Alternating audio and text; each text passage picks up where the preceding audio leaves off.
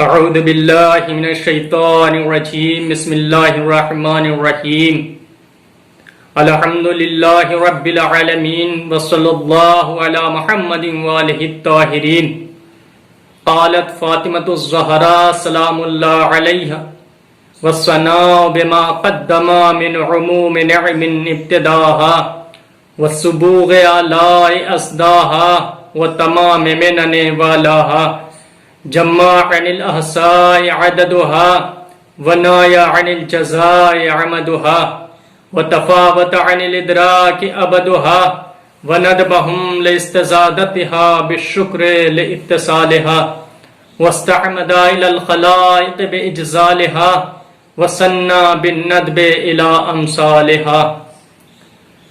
محترم ناظرین کرام، السلام علیکم۔ آج کے پروگرام میں یہ چوتھی تقریر خطبہ فدق کے عنوان سے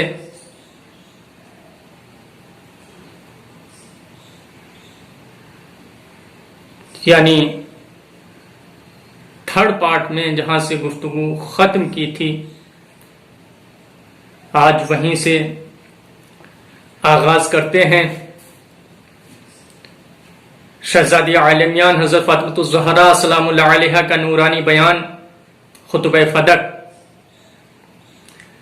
بسم اللہ الرحمن الرحیم، الحمد للہ علی ما انعم ولہ الشکر علی ما الہم۔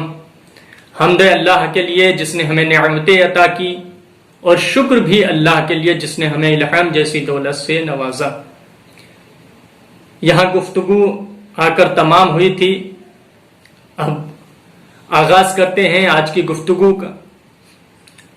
وَالثَّنَاءُ بِمَا قَدَّمَ مِنْ عُمُومِ نِعْمٍ ابْتِدَاهَا۔ ثنا ہے اللہ کے لیے ان نعمتوں پر جو اس نے ہمیں ہماری خلقت سے پہلے عطا کی، یعنی دنیا میں ہمیں بعد میں بھیجا، نعمتیں پہلے عطا کی۔ ہم نے مانگی نہیں، ہم نے سوال نہیں کیا، بغیر سوال کیے ہوئے اللہ نے اپنے لطف و کرم سے نعمتیں نوازی۔ جیسا کہ دعائے رجبیہ میں بھی آیا ہے، یا من یعطی من لم یسألہ، اے وہ ذات یعنی خدا اسے بھی عنایت کرتا ہے کہ جو خدا سے سوال بھی نہیں کرتا۔ یعنی بعض نعمتیں وہ ہیں کہ جو اللہ بن مانگے اپنے بندوں کو عطا کرتا ہے۔ والسبوغ آلاء اسداہا، شہزادی کا یہ کلام علت بیان کر رہا ہے کہ ہم اللہ کی حمد و ثنا اور شکر کیوں بجا لاتے ہیں، یعنی ہمیں اللہ کی حمد اور شکر کیوں بجا لانا چاہیے۔ والسبوغ آلاء اسداہا، نعمت کی فراوانی اس نے ہمیں عطا کی ہے، یعنی ہمیں نعمتیں اس قدر اس نے عطا کی ہے کہ ہمارے یہ فرض بنتا ہے کہ اس کا حمد بھی اور اس کا شکر بھی بجا لائیں۔ کیوں؟ اس لیے کہ ہماری زندگی کا کوئی ایسا حصہ، کوئی ایسا لمحہ اور کوئی ایسا لحظہ نہیں کہ جہاں اللہ کی نعمت شامل نہ ہو۔ جب ہماری زندگی کے ہر لمحے میں نعمت الہی شامل ہیں تو پھر اولین فریضہ ہے کہ ہم اللہ کی حمد بجا لائیں، اس کی ثنا کریں اور اس کا شکر ادا کریں۔ وَالتَّمَامِ مِنَنِ وَالَهَا، یقیناً یہ بطول ہی کو حق پہنچتا ہے اس طریقے سے گفتگو کرنے۔ آپ بیان فرماتی ہیں وَالتَّمَامِ مِنَنِ وَالَهَا، اللہ نے جتنی بھی نعمتیں بخشی مکمل نعمتیں تسلسل کے ساتھ بخشی، لیکن غور کرنے کا مقام ہے وَالتَّمَامِ مِنَنِ، یہاں منن بمانے احسان، یعنی منن کا معنی ہوتے ہیں احسان، یعنی کچھ ایسی نعمتیں ہیں کہ جہاں اللہ بطور احسان پیش کر رہا ہے۔ ویسے اللہ نے اپنے بندوں کو احسان جتانے سے سخت منع کیا، احسان جتانے سے منع کیا ہے۔ سورہ مدثر آیت نمبر 6، یعنی آیت نمبر 6، وَلَا تَمْنُن تَسْتَكْثِرُ، یعنی احکام الہی پر عمل انجام دینے کے بعد احسان نہ جتلاؤ۔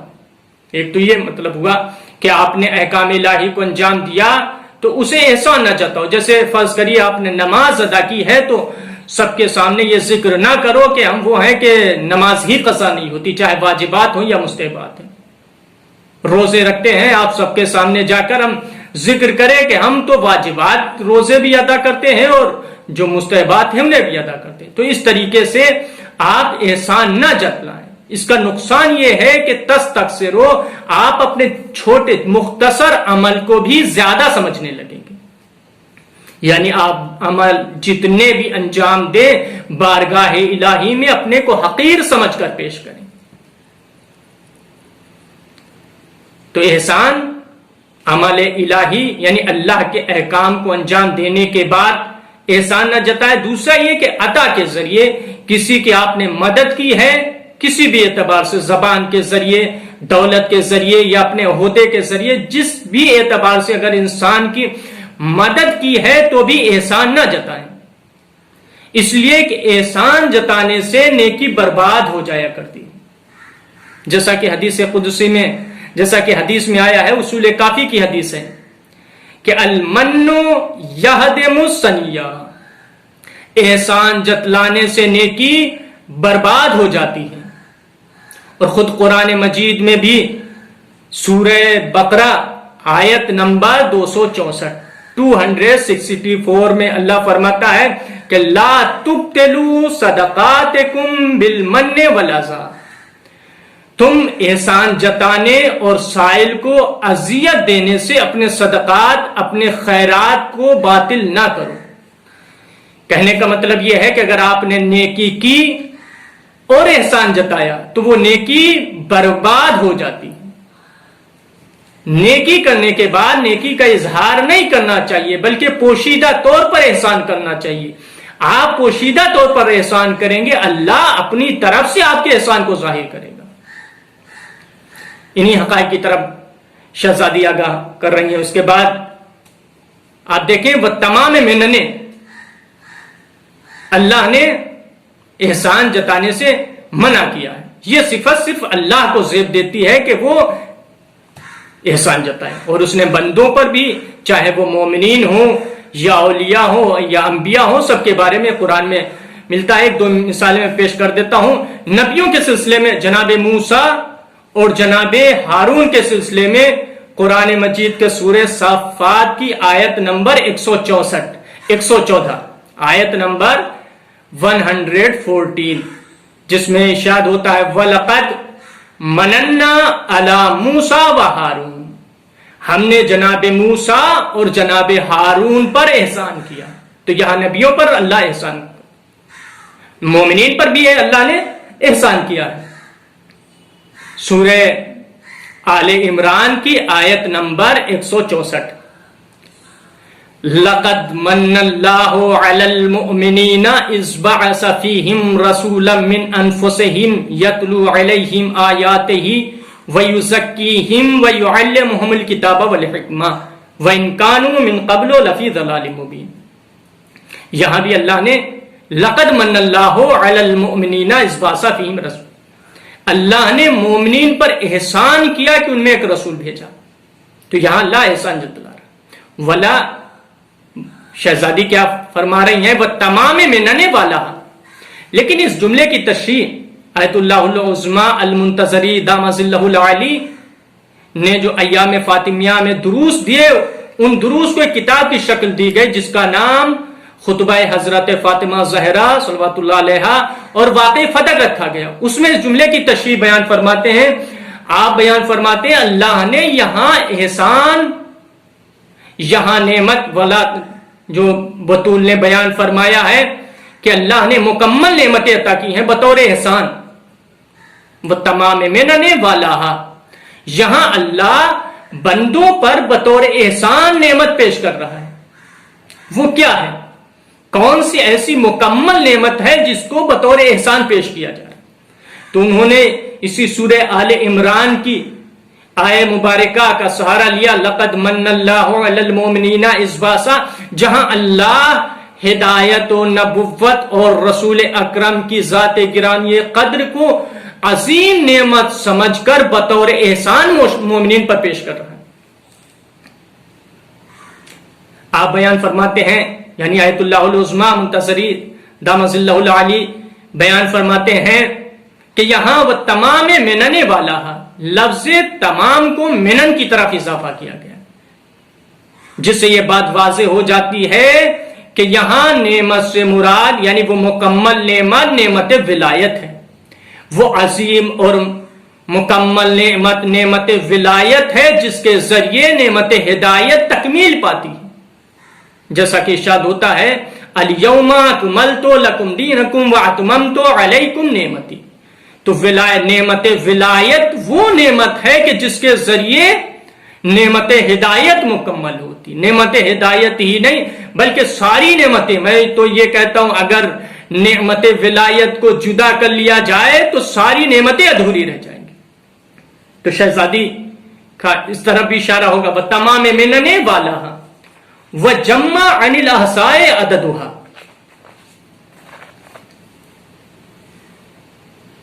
اللہ کی نعمتوں کا انسان شمار نہیں کر سکتا۔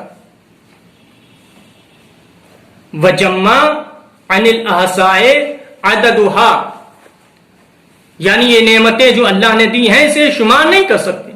شہزادی کا یہ بیان قرآن مجید کے سورہ ابراہیم کی 34ویں آیت کی طرف اشارہ کرتا، جہاں ارشاد ہوتا ہے وَإِن تَعُدُّوا نِعْمَةَ اللَّهِ لَا تُحْصُوهَا، اگر تم اللہ کی نعمتوں کو گننا چاہو تو گن بھی نہیں سکتے، استعمال کرنا تو بہت دور، گن بھی نہیں سکتے اتنی نعمتیں اللہ نے عطا کی ہیں۔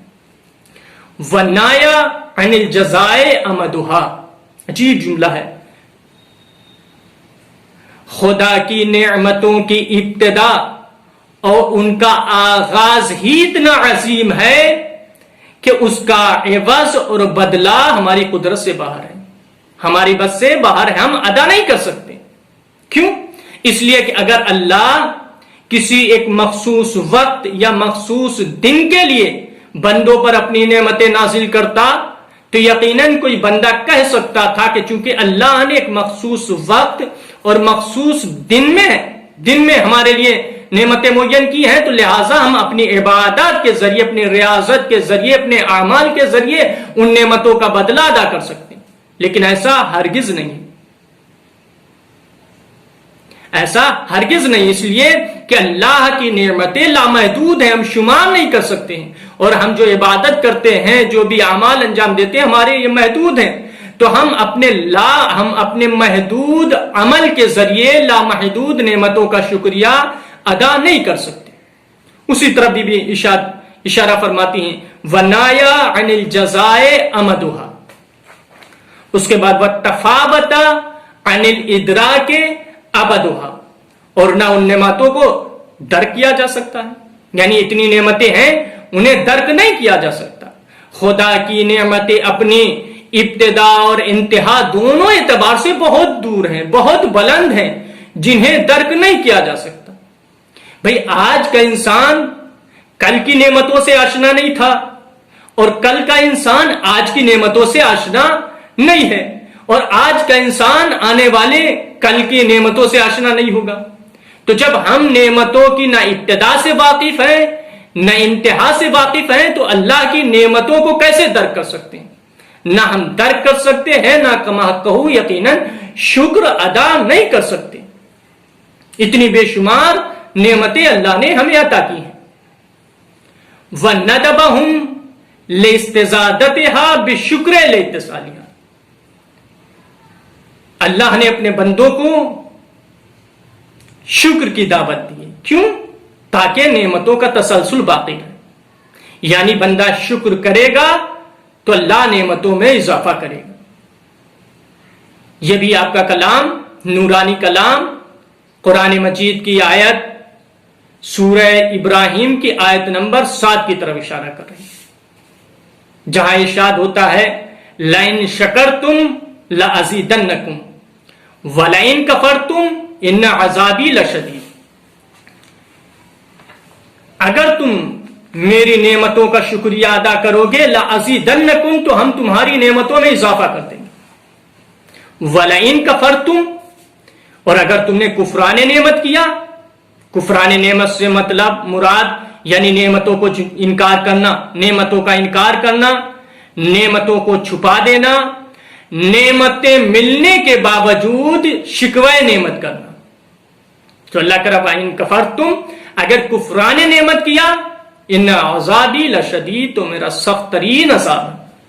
آپ دیکھیں کتنا اللہ کا لطف و کرم ہے کہ جہاں نعمت کے اضافے کی بات کہی، جہاں اضافے کی بات ہوئی، وہاں اللہ یقین دلا رہا، لَأَزِيدَنَّكُمْ، ضرور بالضرور ہم نعمتوں میں اضافہ کریں گے. لیکن جہاں اللہ نے کہا کہ لَإِن كَفَرْتُمْ، اگر تم نے کفران نعمت کیا تو یاد رہے میرا سخت ترین عذاب ہوگا. یہاں اللہ نے یقین نہیں دلایا بلکہ وارننگ اور دھمکایا اور ڈرایا اور متوجہ کرایا کہ موقع و محل ہے، اگر چاہو تو تم معافی تلافی کر کے یقیناً تم بھی وہ عمل انجام دو، یعنی شکران نعمت کرو، اللہ تمہارے بھی نعمتوں میں اضافہ کر دے گا. ان عذابی لشدید، یعنی یہاں ایک موقع دیا گیا. اچھا، شکر نعمت کیا ہے؟ نعمت کا شکریہ کیسے ادا کیا جائے؟ صادق علی محمد حضرت امام جعفر صادق علیہ الصلوۃ والسلام کافی کی یہ حدیث ہے. آپ بیان فرماتے ہیں کہ شکر النعمت اجتناب المحارم و تمام الشکر قول الرجل الحمدللہ رب العالمین. حرام چیزوں سے اجتناب ہی نعمت کا شکر ہے. اجتناب المحارم، شکر النعمت اجتناب المحارم. شکر نعمت یہ ہے کہ جو حرام چیزیں ہیں اسے اجتناب کیا جائے. وہ تمام الشکر، اور شکر اس وقت پورا ہو جاتا ہے کہ جب بندہ زبان سے الحمدللہ رب العالمین کہے. کب؟ جب بندہ محرمات سے پہلے اپنے کو بچائے، یعنی جو حرام چیزیں اللہ نے قرار دی ان سے اجتناب کرے. اس کے بعد بندہ اگر اپنی زبان سے الحمدللہ رب العالمین کہتا ہے تو یقیناً یہ شکر پورا ہو جاتا ہے. اچھا، قرآن میں جو شکر کا فائدہ بیان کیا گیا وہ یہ کہ نعمت میں اضافہ ہوتا ہے. لیکن ایک اور فائدہ میں بیان کیا دیتا ہوں، حدیث قدسی کا سہارا. حدیث قدسی میں شکر نعمت کے 2 فائدے بیان ہوئے کہ اگر آپ شکران نعمت کرو گے تو 2 فائدے. پہلا تو فائدہ یہی ہے کہ نعمتوں میں اضافہ ہوگا. الشکر زیادۃ فی النعم، شکر سے نعمتوں میں اضافہ ہوتا ہے، اللہ نعمتوں میں زیادتی پیدا کر دیتا ہے. دوسرا فائدہ وَأَمَانٌ مِّنَ الْغِيَرِ، تغیر زمانہ سے امان کی ضمانت ہے. یعنی اگر آپ شکر الہی اللہ کی نعمتوں کا شکر کریں گے تو نعمتوں میں اضافے کے ساتھ ساتھ حوادثات زمانہ سے آپ محفوظ رہیں گے.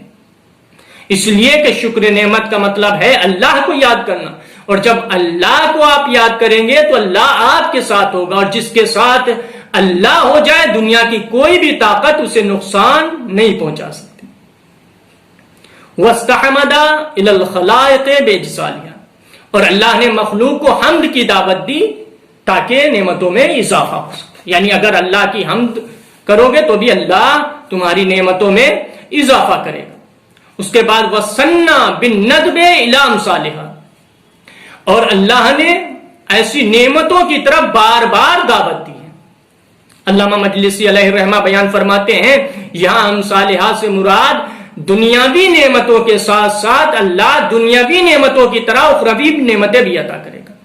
یعنی اللہ نے دعوت دی ہے کہ شکر نعمت کرو، اللہ نے دعوت دی ہے کہ حمد الہی کرو، اللہ نے دعوت دی ہے کہ نیک اعمال انجام دو، خیرات کرو، انسان بنو، آل محمد کی سیرت کو اپنا کر ان کی مرضی کے مطابق زندگی گزارو تو اللہ دنیاوی نعمتوں کے ساتھ ساتھ اخروی نعمتیں بھی عطا کرے گا.